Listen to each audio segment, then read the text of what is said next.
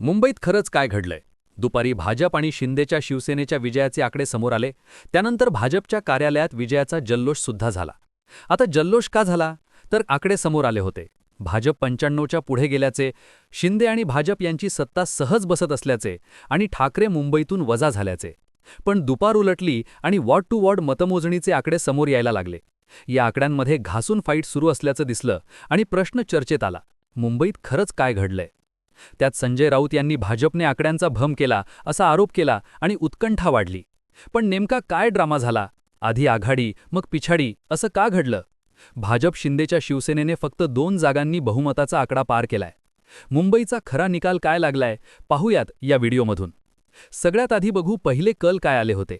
तर मतमोजणीला सुरुवात झाल्यानंतर पहिल्या कलांमध्येच ठाकरे पिछाडीवर सेलिब्रेशन सुरू होतं. अशातच ठाकरे गटाचे खासदार संजय राऊत यांनी संध्याकाळी 6 वाजण्याच्या सुमारास एक ट्विट केलं. संपूर्ण निकाल अद्याप जाहीर करण्यात आलेले नाहीत. 60 ते 65 प्रभागांची मतमोजणी शिल्लक असून जे निकालाचे आकडे दाखवले जात आहेत ते खोटे ठरणार आहेत. लढत अटीतटीची आहेच, पण शिवसेना मनसे टक्कर देत आहे. भाजप आकड्यांचा भ्रम पसरवत आहे.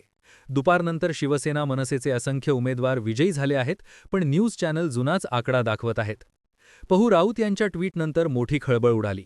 कारण राऊतांनी ठाकरे मनसेचे जास्त उमेदवार निवडून आल्याचा दावा केला. त्यामुळे नेमके कुठले आकडे खरे हा प्रश्न उभा राहिला. आता संजय राऊत यांच्या या ट्विटचा संदर्भ काय होता? तर मुंबई महानगरपालिका निवडणुकीच्या मतदानाची मोजणी, मुंबईत एकूण जागा आहेत 227, यासाठी 23 ठिकाणी मतमोजणी सुरू होती. पण एकाच वेळी सगळ्या मतपेट्या उघडण्यात आल्या नाहीत. तर एका वेळी 2 वॉर्डांची मतमोजणी सुरू होती. म्हणजे एका वेळी 46 जागांची मतमोजणी सुरू होती.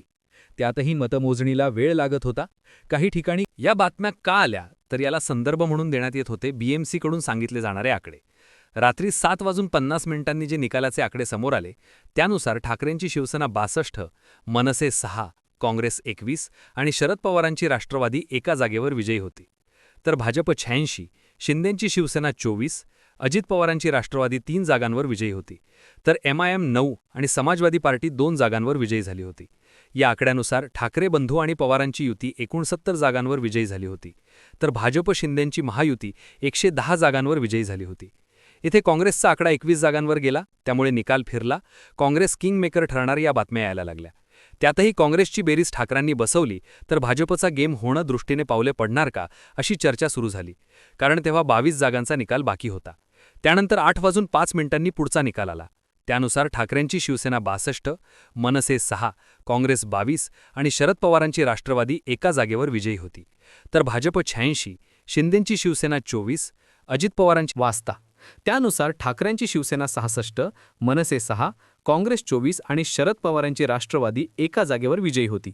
तर भाजप 86, शिंदेंची शिवसेना 28, अजित पवारांची राष्ट्रवादी 3 जागांवर विजयी झाली. तर MIM 9 आणि समाजवादी पार्टी एका जागेवर विजयी झाली होती. पण हा व्हिडिओ शूट करेपर्यंत मुंबईत एका जागेचा निकाल येणं बाकी होतं.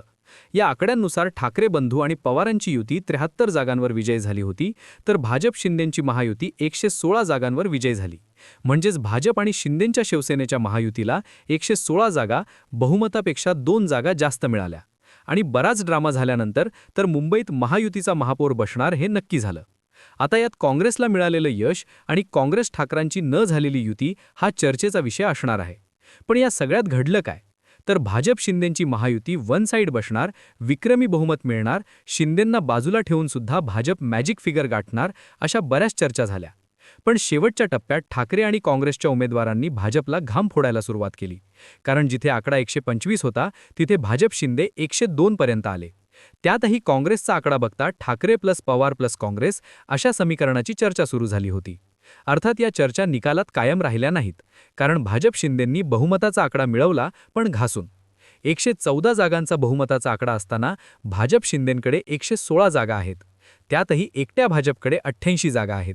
त्यामुळे मुंबईमध्ये